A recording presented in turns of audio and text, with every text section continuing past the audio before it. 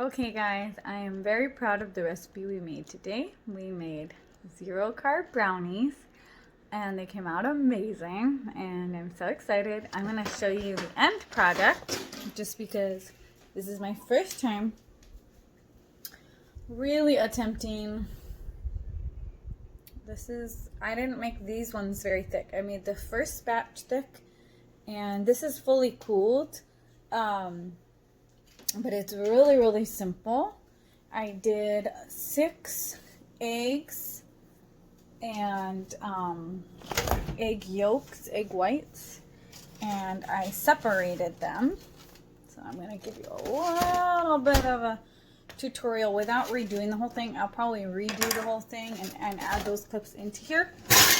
But for now, you get to see the messy version. So half a dozen, I just pick through 6 of them and I use 3 bowls. So this is where I just finished doing it. So I whip up the egg whites, 6 of them, don't mind my crazy hair. So egg whites, fluffed to stiff peaks. That's one of the keys, is you want the stiff peaks.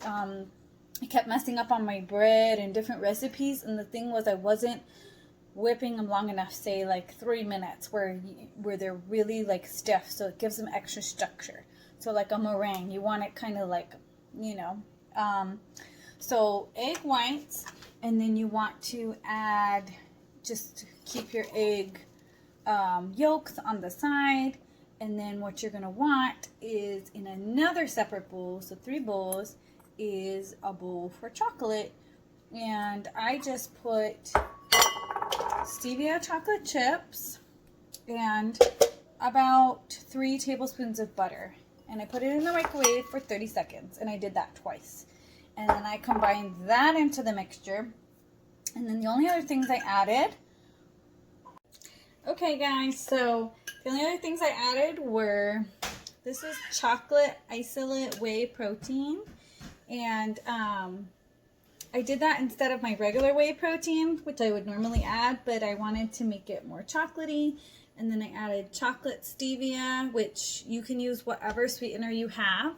That's healthy conscious, better to not have regular sugar. I added some vanilla stevia. So if you don't have this, then you would maybe do your sweetener and then you would add, like, say, a tablespoon of vanilla.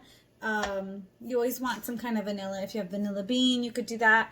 And then I have alkali chocolate, which is dark, and I added probably a tablespoon or 2, which again, it's that fluffy, powdery stuff, so it helps that consistency to get like that replacement for flour. And that's pretty much it. And then I put it in the oven at 350 for 8 to 10 minutes. And you can tell, like, you don't want to dry it out. You want it to still have a wet fudginess to it. So here's the pan. We've demolished them. This was the first batch. You can see it's more of like a chocolate bread, which it's pretty nice. It's just fluffy. It's good, especially when it cools. You can kind of feel the intensity of the flavor more. And then the second batch I didn't have as much batter left over, so it was a little bit more, like, I didn't have as much batter to put in the pan, so it was like a little thinner, but it was a lot fudgier because I added an extra thing of chocolate and butter, and that definitely made it fudgier, and it made it yummier. And I made sure I had enough salt, which the butter has as well. But I definitely recommend trying. I don't know if I mentioned that. I don't think I did, actually. I did mention it. I said 3 bowls. So 1 bowl was for whipping cream. So I did it until it was nice and thick. But that's really it.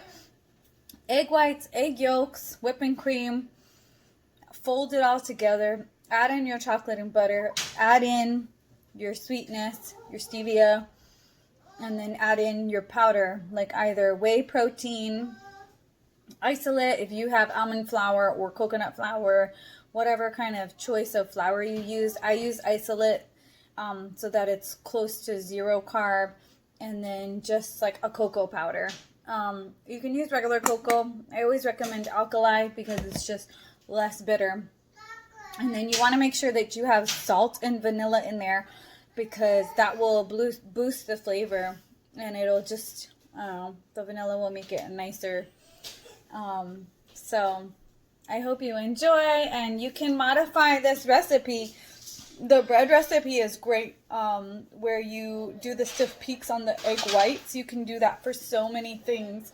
You can do it for pancakes. You can do it for just about anything bready that you can think of. Like, it's kind of like, even if you don't have whey protein, it pretty much replaces whey protein by adding extra eggs. It's just another way to add that structure. I'm trying to think what other recipes it would be good for. I'm going to try doing our chocolate chip cookies again, but in meringue form.